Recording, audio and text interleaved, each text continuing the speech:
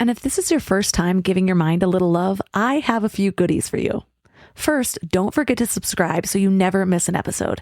And second, sign up for the Morning Mind Love. Think of it like a weekday oracle from your highest self to help you start each day with a positive focus. Plus, you'll get 2 gifts absolutely free: a 30-minute binaural meditation and 30 days of journaling prompts to help you remember who you truly are. So join over 9,000 people and go to mindlove.com to sign up. Welcome to Mind Love, episode 265. Today's episode is all about a radical new way to negotiate. They don't really understand what it is they're negotiating about. And therefore, they make arguments that seem logical or fair to them, but aren't actually objectively fair. And that leads people to get upset, to feel they're being treated inappropriately, and emotions rise, and people end up with no deals. And so that's why a lot of people hate negotiation. So what I'd like to do up front is agree on how we're going to negotiate, rather than start with a price or threat or an ultimatum or bluffing or anchoring or funky tactics. It's like, can we agree that we're going to try and create a giant pie and split it? Turn up your frequency with Mind Love. Bite-sized brain hacks for seekers, dreamers, and doers. It's time to give your mind a little love with your host, Melissa Monti.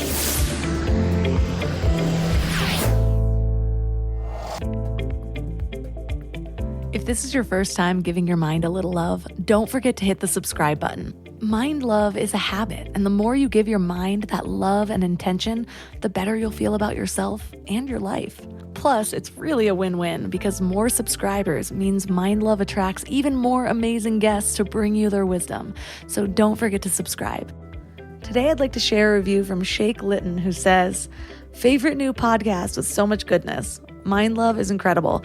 I could listen to the host all day long. She's got a soothing voice that's smooth, inspiring, and captivating. The initial stories are so interesting, and I love the audio quality and sound production. I've listened to the first few episodes and can't wait to listen to more. My favorite new podcast, hands down." Well, thank you so much for leaving this review. You know how much I appreciate it. It's like a little tip in my tip jar, so I'm sending you so much love. Do you feel like a confident negotiator? I sure as hell don't. Well, I didn't used to. And honestly, the strategy I learned during this interview changed my whole energy around it because it's so simple and it should be so obvious, but it wasn't until it was. And now it is all I can see. Negotiations are stressful. It usually feels like a verbal game of poker, both people bluffing, hoping they can come out on top. It's hard to know whether to show your hand or to keep it a secret, or even outright lie. Negotiations tend to bring out the worst in people. About a year ago, I totally fumbled a negotiation. I thought I was going in prepared. I spruced up some knowledge from some negotiation books. Not this one, though, because I didn't know about it. And I actually went in playing hardball, which I am not used to doing. I always cave. My husband has to hold my hand at farmers markets because if I sample, I will buy, even if I don't like it. What is that about? Well, I went into this negotiation and I thought that I was showing that I knew more than they thought I did. I had educated questions. I called them out on some of my concerns. Well, the negotiation fell through. Actually, they pulled out. Maybe my hardballs were too hard? I don't know, but I felt like crap, like that sinking feeling in my stomach. And it was a big lesson for me. And sure, maybe it just wasn't meant to be. Or maybe calling them out made them aware that they couldn't take advantage of me. I'll never really know. But what I do know is that if I had read this book first or had this interview first, I would have done things differently. And maybe the deal would have turned out differently. But too often we're left guessing what the other person is thinking, if they're telling the truth, if we're giving too much or too little. Wouldn't it be so much better if there were a principled way to negotiate? Some structure to determine what's actually fair for both parties so you can feel confident in what you're proposing? Well, there is, and that is what we're talking about today. Our guest is Barry Nalebuff. He's the Milton Steinbach Professor at the Yale School of Management, where he's taught strategy, game theory, and negotiation for 32 years. And he's also the author of 7 books: Thinking Strategically and the Art of Strategy, Co-opetition for cooperating while competing, Why Not, which provides a framework for problem solving, and several others, including Split the Pie, which offers a new perspective on negotiation. He's also a serial entrepreneur. You might recognize the brand Honest Tea, which he co-founded and sold to Coca-Cola. So 3 key things we will learn are why most people are dividing the wrong pie in negotiations and how to find the right one, the 2 perspectives most people take in negotiation and how this new method appeases both, and how to apply this method to simple and more complex needs for negotiation.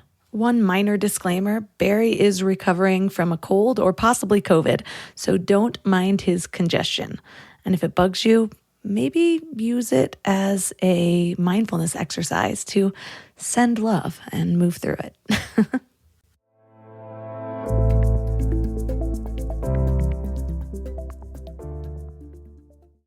And now let's welcome Barry Nalebuff to the show. Thanks for having me. So what piqued your interest into the art of negotiation? Well, I'm teaching it at the Yale School of Management, so I figured I better know something about it.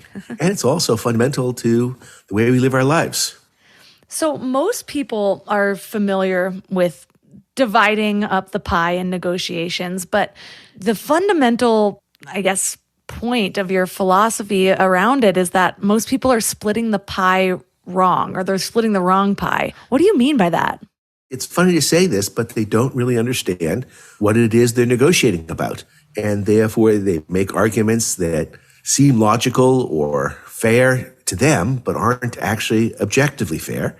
And that leads people to get upset, to feel they're being treated inappropriately, and emotions rise, and people end up with no deals. So that's why a lot of people hate negotiation.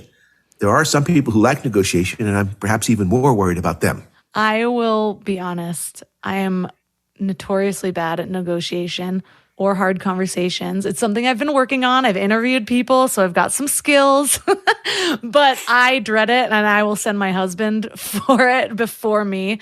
Like, we've gone to timeshare presentations before, and I have to go to the bathroom when they're like talking about numbers so that he can deny them.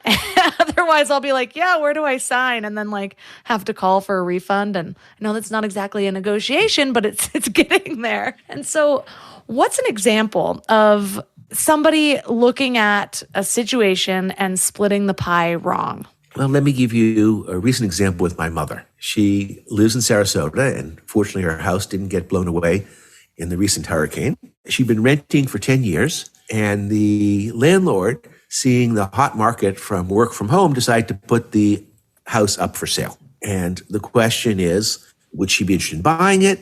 And if so, he was offering it to her at $790,000. That was $10,000 below what he thought the market price would be, namely $800,000. And so the question is, what's the negotiation about?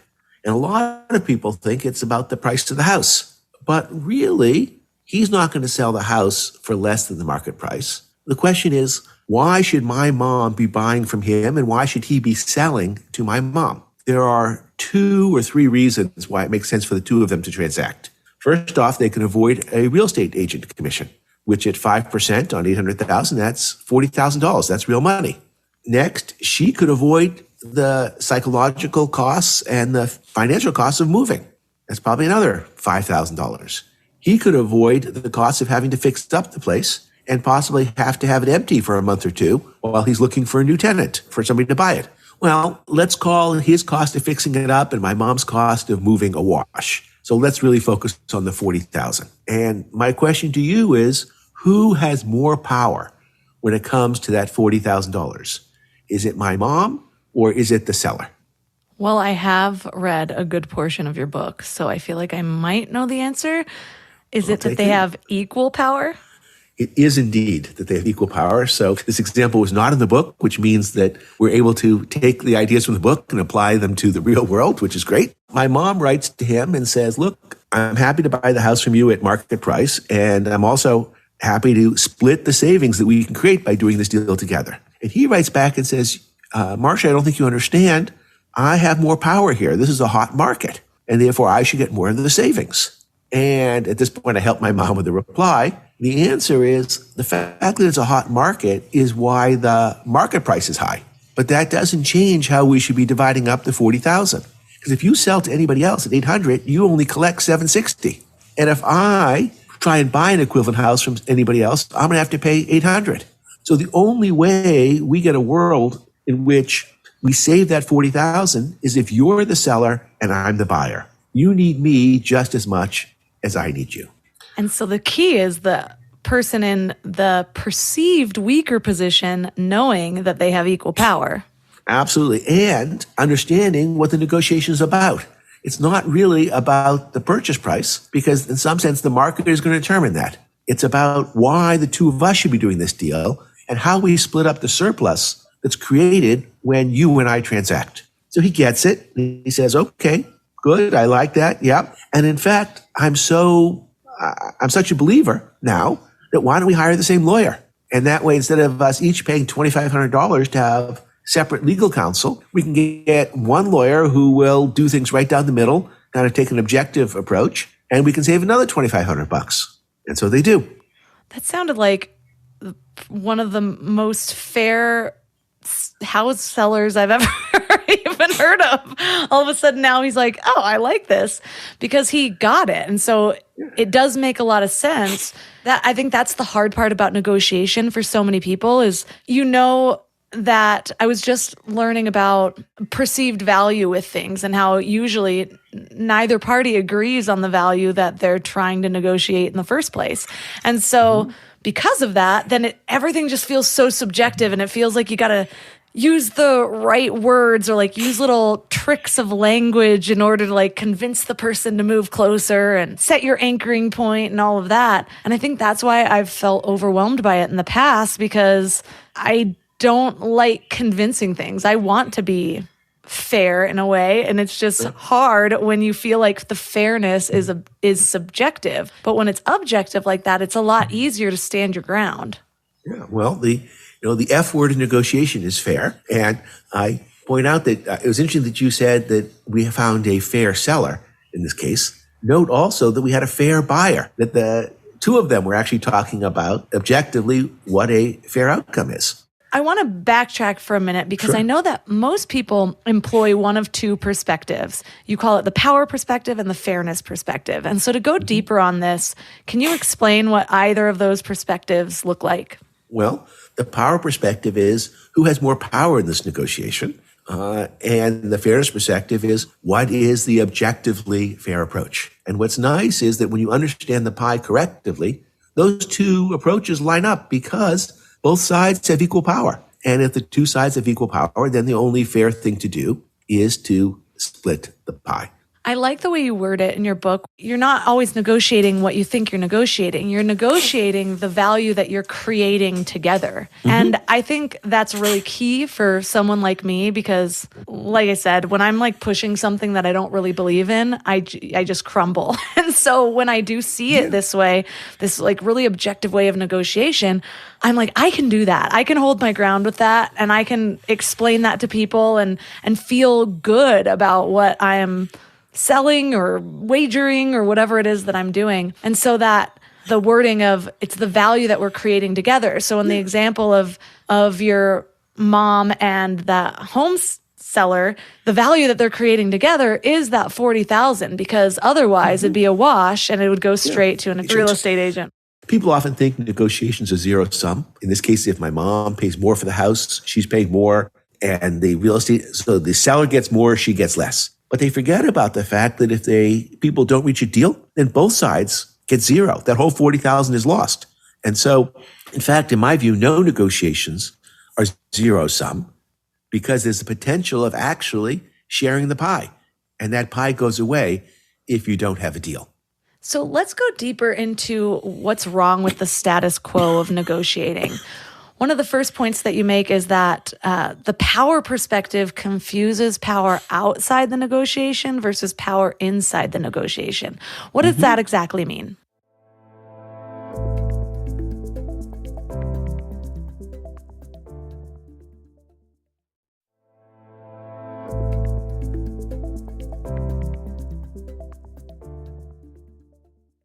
One of the first points that you make is that the power perspective confuses power outside the negotiation versus power inside the negotiation. What does that exactly mean? Well, we saw that actually in the house example, that in some sense, the seller thought he was more powerful in terms of he was entitled to more of the $40,000. But that was the idea that there's a hot real estate market. That's why the price of the house is high, not that he had more power on getting the $40,000. Can I go back just for a second? You had this great comment about trying to convince somebody that you're right and having objective versus subjective versus objective valuations. Imagine you and I are negotiating on how to split up a couple servings, let's say 3 servings of beets and 3 servings of broccoli. And it turns out that you really like beets and I'm much more keen on broccoli. Well, first off, how should we split up those 6 servings? This isn't a trick question. So I like beets and you like broccoli. Yeah. I should get 2 beets and 1 broccoli, and you should get 2 broccolis and 1 beet. I just threw that out there. I'm not. So a lot of people think you kind of move a little bit to the middle, but actually, I'm a believer in extremes. You should get all the beets, and I should get all the broccoli. Ooh, I love that. But that's the starting point. Here's the next question, the key one. Is it in my interest, or does it help me to convince you that broccoli is good? So I could say, Melissa, this is really some of the best broccoli you'll ever try. It's made with garlic and no canola oil, isn't stringy. It's almost like broccolini, won't get caught in your teeth. You really should try this broccoli. Is that in my interest? No, because you like the broccoli. And in particular, say I'm right and I convince you and you decide you like the broccoli. Then what? Then all of a sudden I want more of the thing that you want. Yeah, exactly. You're not going to give up your broccoli so easily. And so the last thing I want to do is change your perceptions. That effectively, if we see things differently, that actually is helping us reach an agreement, not hurting us reach an agreement. And so people think we have to agree on the value of broccoli and beets to reach an agreement. But no, actually, the more we disagree, the easier it is for us to reach an agreement. Okay, this reminds me of something that actually just happened a week ago. Go for it. All right, so I ended up giving in mostly, but because it was my husband's birthday. But so we go out to eat for my husband's birthday. We decide to get fajitas. We always split fajitas because it's just always too much. And he's like, I just really think we should get the steak fajitas. We've never had the steak fajitas. Let's get those. And I was thinking, well, I'd rather have shrimp. And I'm like, well, I want the shrimp fajitas. Yeah. Maybe we should get steak and shrimp. And he's like, well, if we're going to do that, I think that we should get the trio, which is steak, chicken, and shrimp. And I'm like, but I don't really want chicken or steak. I guess it sounds okay. I really just want the shrimp. And he gave me a look, and it was his birthday. So I gave in. I'm like, okay, we're getting the trio. Well, then it comes. And there's a lot of steak, a lot of chicken, and there's 3 pieces of shrimp on the top. And I'm like, just so you know, I'm taking all the shrimp. And he looks at me and he's like shocked. And he's like, on my birthday? And I was like, you literally didn't even want the shrimp. I wish I had any of these negotiation skills because I can so see how this would have played out otherwise, because he wouldn't have even had any shrimp if it wasn't for me. It was the primary thing that I wanted. And so instead I just took 2 shrimp, left him 1, and then grabbed some chicken and steak. But, I think about it before I go to bed at night. I think it probably was the right call on the birthday day, as a general matter. But what should you have done, I think, ahead of time? Probably ask them for either 1 steak and 2 shrimp or 2 steak and 1 shrimp and lose the chicken. Yeah, the trio was the bad idea. I'm going to play this episode for Or you him. could say, getting a trio is okay, but custom make your own trio. And they don't really care which ones it is. And if they say, look, it's an extra 50 cents if we just have 2 shrimp, you say, fine. And while I was reading this menu, I was already irritated because the steak cost one price, chicken was cheapest, steak was a little bit more, shrimp was a little bit more, but then for some reason, trio was even more than the shrimp. And I'm like, but if the shrimp's the most expensive thing. That's ridiculous, exactly. So I'll give you a recent example of that. It was kind of fun. My daughter is getting married, and we thought about having a crepe truck come in as part of the night before event for people. And let me go take a step back. One of the things I believe in negotiation is that you should always ask, but ask with a reason, not just ask to beg. So this person was happy to come to the wedding and said it'd be $25 a person. We have 200 people, so $5,000. And I look at his menu and the typical crepe costs $9, $10, or $11. And I'm thinking, well, hold on, this is just like a non-compute here. And he's at this event, and so I go and I said, well, I see you're at this event. I take it you come to events on a regular basis. He says, yeah. He says, how many crepes do you think you're going to sell today? He says, I don't know, 70, 100. I said, okay, is that a great day? It's kind of average. It's not great. I said, well, if I brought you to an event, it can guarantee you 100 sales. Would that be worth your time? So, oh yeah, 100 sales for sure. And I said, okay, can I make your life even easier? What if I prepaid for all 100 sales? So you didn't have to give change or anything. Just make life really simple, right? I've already given you the money in advance. He says, oh yeah, that would be great. And now we're talking about if I think, maybe 150 people buy a crepe out of the 200, now we're talking about $1,500, not $5,000. And so at that point, he kind of catches on that he's just cut his price by a factor of 3. And so he says, well, I'd really need 120 guarantee. I said, okay, I can handle that. And so my point to you with the shrimp question is I would say to the person, look, help me understand why the 3-way combo is more expensive than the shrimp. It seems to me it should be kind of the same price as the meat one, because effectively the meat is in between the shrimp and the chicken. And maybe it's something you haven't understood. So ask it as a question rather than this makes no sense. And see what their answer is. Help me understand is a good key phrase to say, I'm calling bullshit on your menu prices. And worst case is, look, instead of 3 shrimp, could you give me 2 shrimp and a meat and still charge me the shrimp price? That seems to me still better than the combo deal. And it's better for them because apparently shrimp's the most expensive. So it makes... Exactly. I'm going to go back to this restaurant and get a change on their menu because, like I said, I've barely slept since last week because of this debacle. But I think there might be other reasons keeping you up. Maybe a small child. Just kidding. But another problem that you bring up with the status quo is that the fairness perspective is oversimplified in terms of fairness. What do you really mean by that? Yeah, I think people are all the time trying to come up with things that sound fair, that often proportional divisions are what people think of as fair. And they think one side is bringing more to the table than the other side. But these proportional divisions are actually completely arbitrary.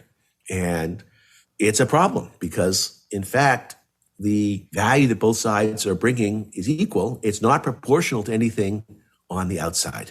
So one example that I use in the book is Alice and Bob are trying to divide up a pizza. And they can get 12 slices if they agree on how to divide them up. If they don't, Alice can get 4 slices and Bob will get 2. So many people think Alice is twice as strong as Bob because Alice can get twice as many slices as Bob if they don't have an agreement. But the truth is that why they have the negotiation? It's not to divide up the 12 slices. It's to get an extra 6. They already have the first 6 in their pocket, the 4 and the 2. To get the extra 6 slices, they're needed equally. So the proportional division would say Alice is twice as strong as Bob. Alice should get 8. Bob should get 4.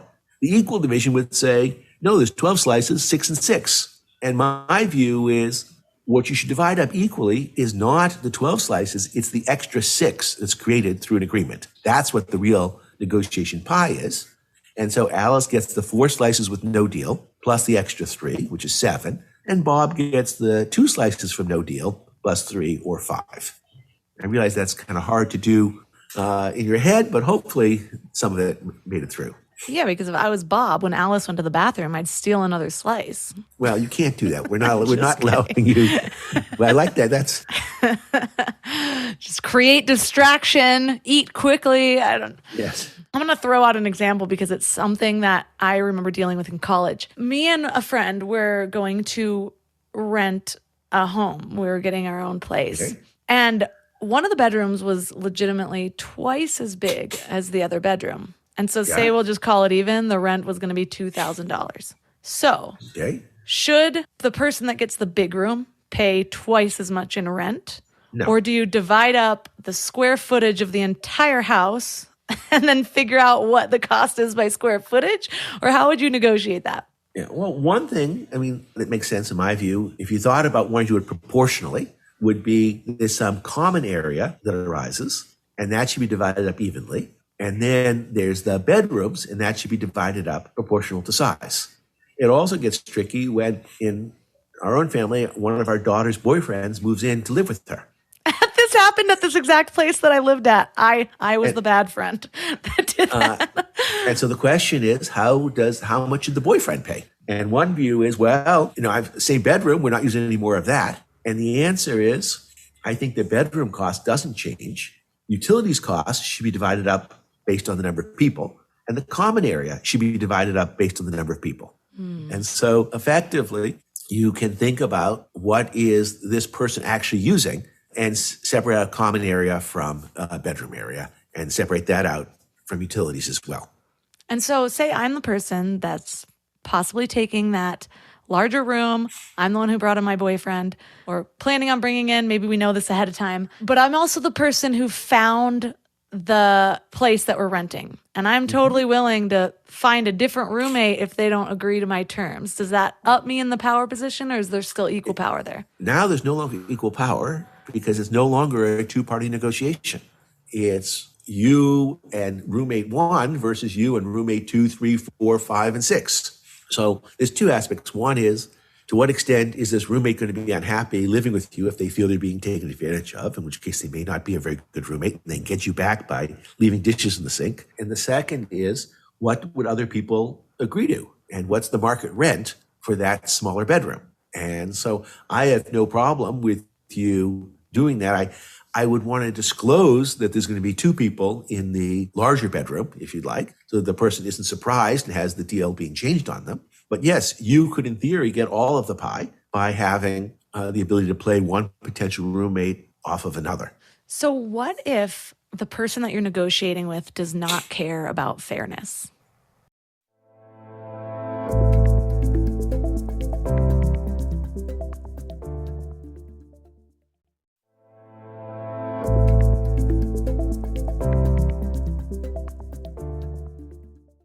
So what if the person that you're negotiating with does not care about fairness? Well, I have an example in the book where I talk about that. So I have this friend who made a rookie error. He filed for a trademark and didn't realize that when you do trademark filings, they're public. And there's this troll out there who I'll call Edward Kahn, because that's his name, who ended up buying the URL associated with the domain name, the URL associated with the trademark, soon as it became public. And so when my friend went to buy the domain name, he discovered that Edward Kahn had it, and he writes to Edward and says, "Hey, I'd like to buy this." And Edward says, "Oh, sure, I guess I'm happy to sell it to you for $2,500. And my friend who did some research and discovers that there's an organization called ICANN, which for $1,300 has a domain dispute resolution process, and my friend was sure to win. So he writes back to Edward and says, "Look, as little as I'd like paying you $2,500, I'd rather pay ICANN $1,300. I'll still get the domain name and you'll end up with zero." So first off, by the way, what is this negotiation about? What is the size of the pie here? My friend values this domain name at $20,000. The good news is he's not going to have to pay more than $2,500. In fact, he's not going to have to pay more than $1,300. And I claim in this case, the pie is really $1,300 because essentially in order to save the cost of going to ICANN, my friend and Edward have to reach an agreement on how much my friend is going to pay for the domain name. And so most people would look at that and think, excuse me, the $2,500 was the anchoring price, so that's what you're negotiating down with. But actually, because there's a solution where your friend only has to pay to dispute, which is $1,300, then that's the price that you're negotiating. So the fairest price would be splitting that $1,300 between the $650. $650. And that's what my friend proposes. Edward, when he hears the $1,300 number, says, "Okay, $1,100." And then he says, "$900, that's my last number." And my friend is at $650 and never moves. And a week later, Edward says, "Okay, $650.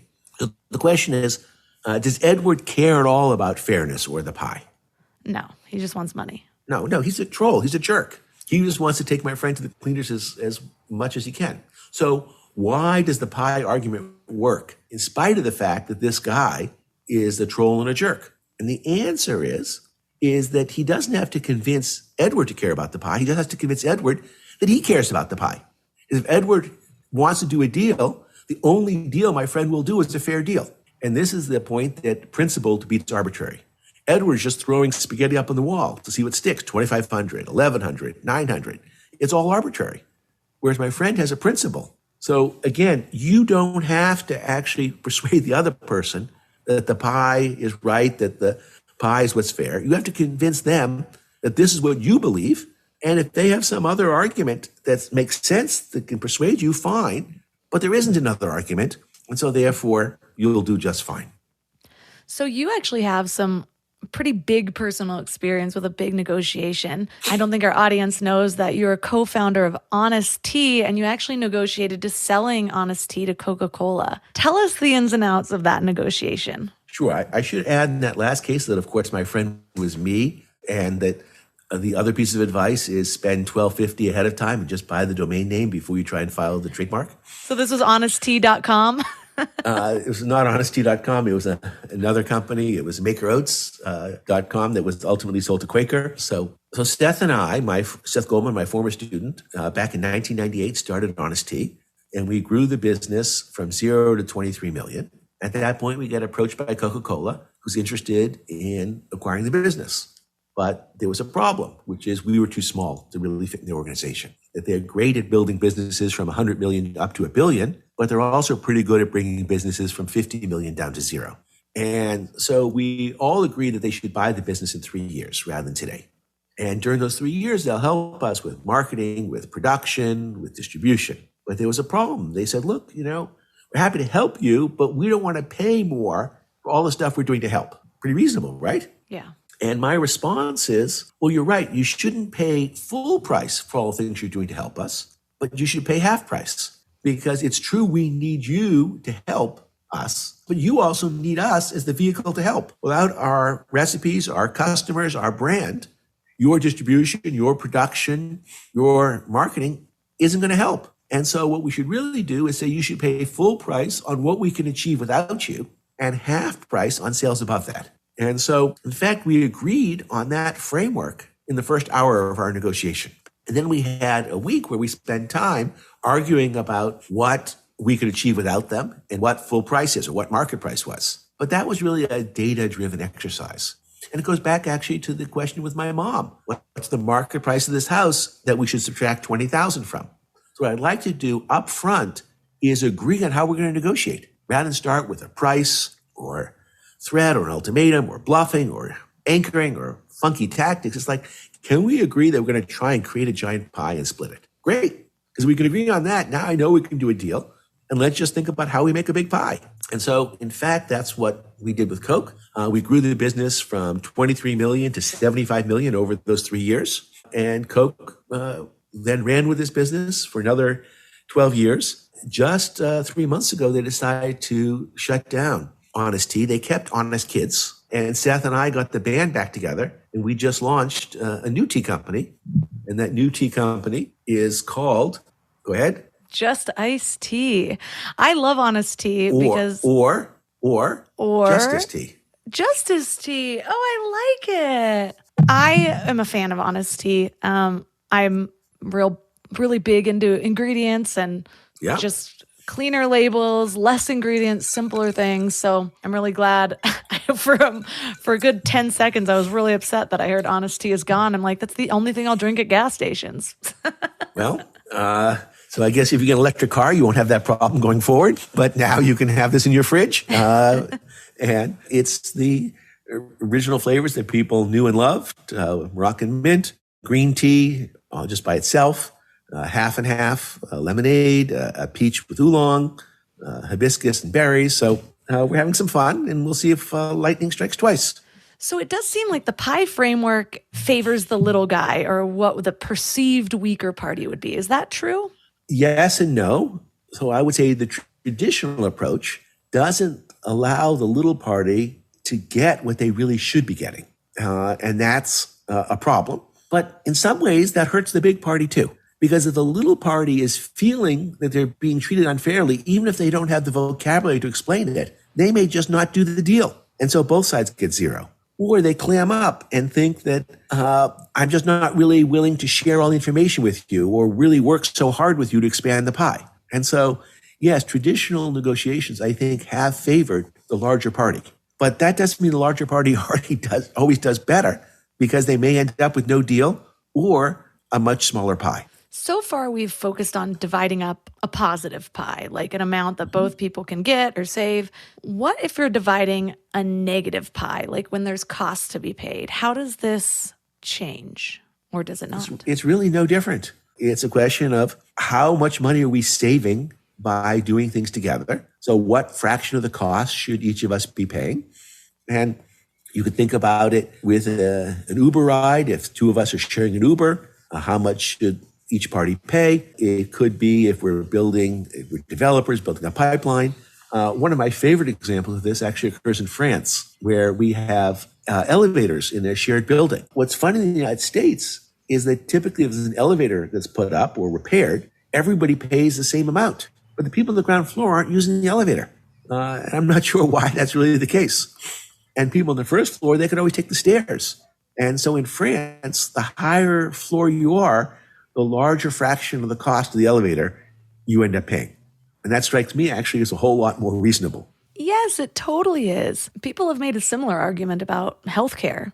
Should healthy people pay less in healthcare than people who are sick? Or I should say, people who take care of themselves, because they're doing all these things to improve their health while other people are not, or doing things that actively decrease their health. So why does it get averaged out the same? I'll admit it, I've had those thoughts, but then I had a baby. And so that costs money. But now that I think about it, I've paid out of pocket for a midwife. So it's not like my health insurance is helping me and I'm still sending money That's away. a separate issue of what's covered. But I think the point of health insurance is that if you had to pay for when you're sick, then you actually don't have insurance. So the whole point of it is to cover you when you have things that are unexpected.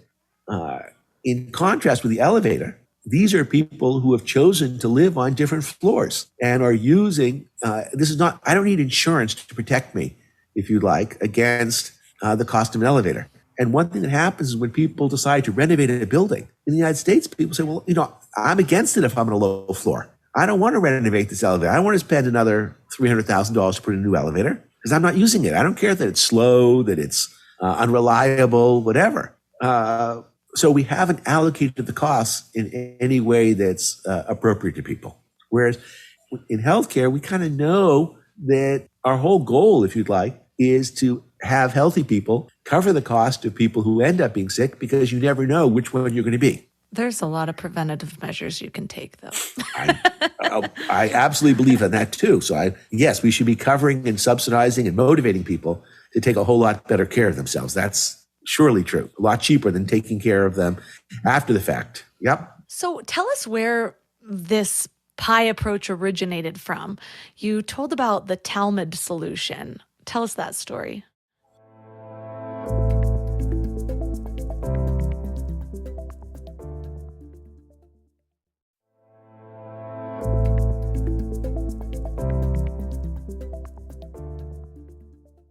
So tell us where this pie approach originated from. You told about the Talmud solution. Tell us that story.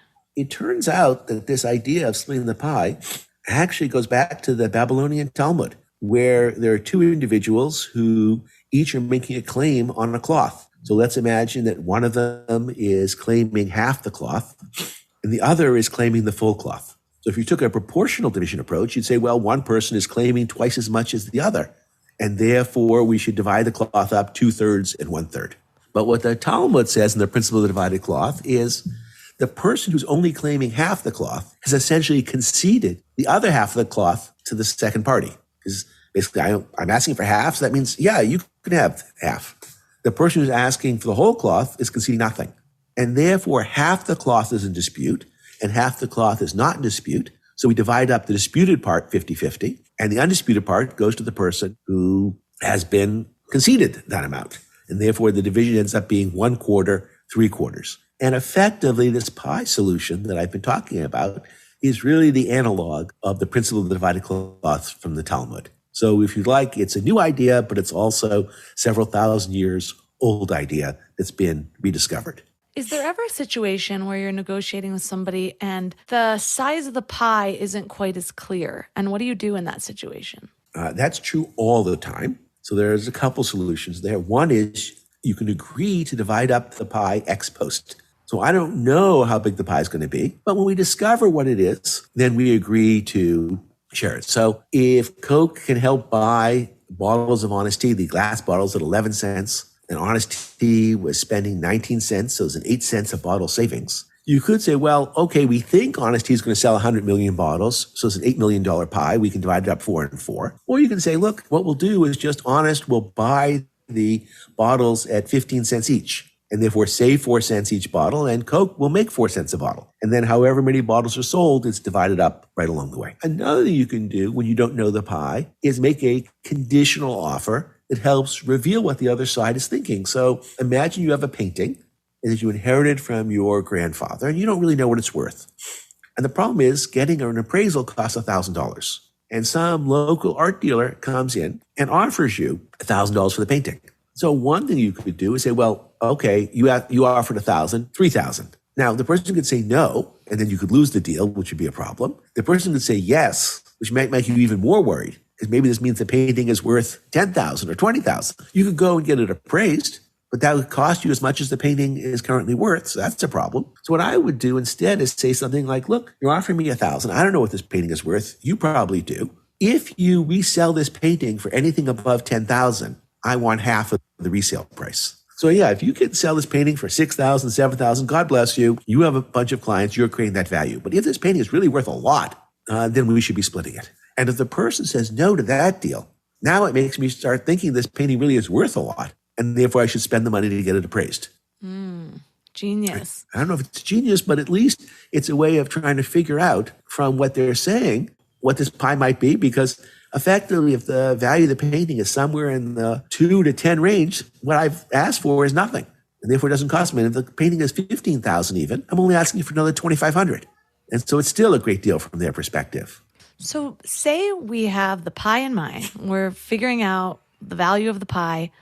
What are ways that we can think about potentially growing the pie even more so that both parties benefit? It's something we want to do all the time. So we did that in the housing example with my mom, where they ended up using the same lawyer. And I would say the starting point to growing the pie is to start sharing what it is that you care about. People think in a negotiation is like being read your Miranda warning. Everything you say can and will be used against you. So they clam up and they don't say what they want. If you don't tell me you like beets, then I can't give you the beets to keep the broccoli. And so help me understand what it is you want. One of my mottos or my mantras in negotiation is I want to give the other side what they want. And I don't want to do that just because I'm nice, although I might be nice. But if you get what you want, then you want to do the deal with me, in which case I can get what I want. And so the way to grow the pie is to talk about what each side really cares about. And to do that, we should go a step earlier and actually begin the negotiation with a discussion of how we'll negotiate. Can we agree up front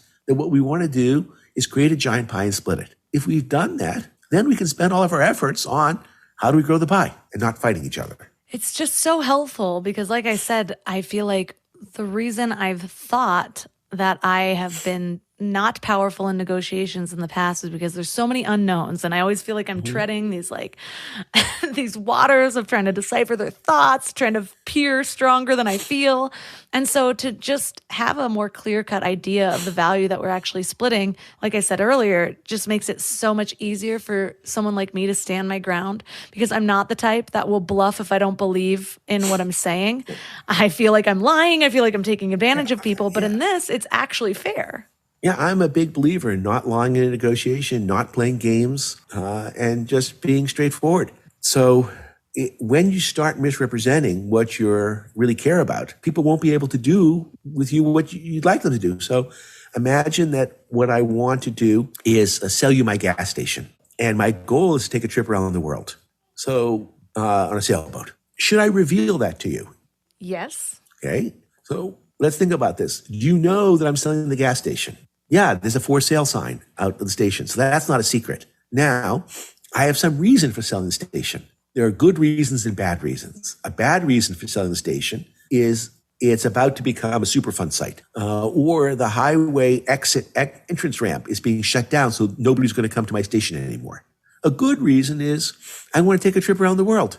And so people don't want to reveal what's going on, but actually that revelation is good news, not bad news from the buyer's perspective. What they'll do instead is say things like, it's personal reasons, or I'm looking to retire. But in this particular case, the couple who's selling the station are going to do a 2-year trip around the world, but they're not ready to retire. They're too young for that. They actually need a job when they come back. And if you say you're going to retire, then the other side isn't going to say, oh, great, can I give you a job when you come back? It's like, well, did you just hear me?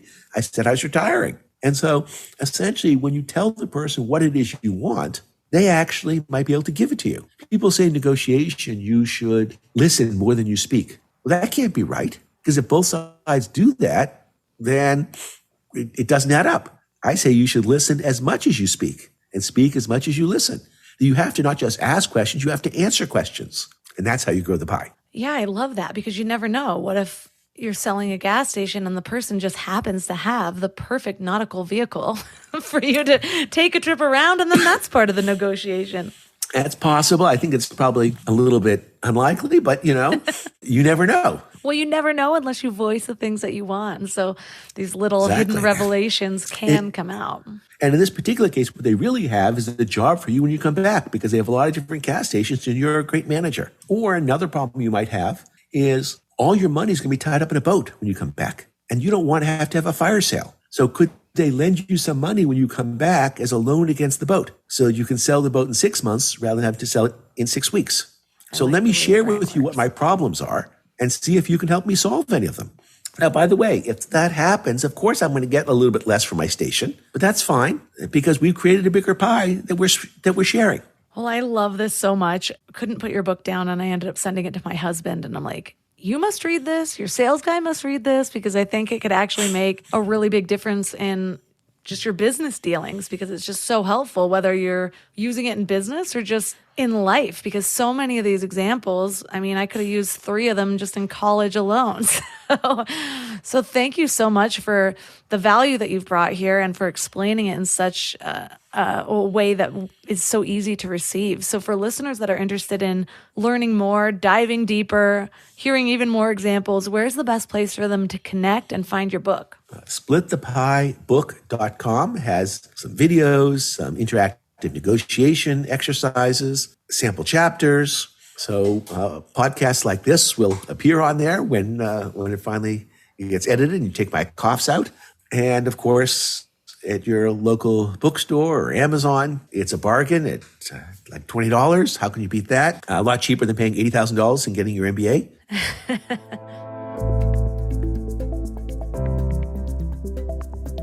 All the links for this episode are at mindlove.com/265.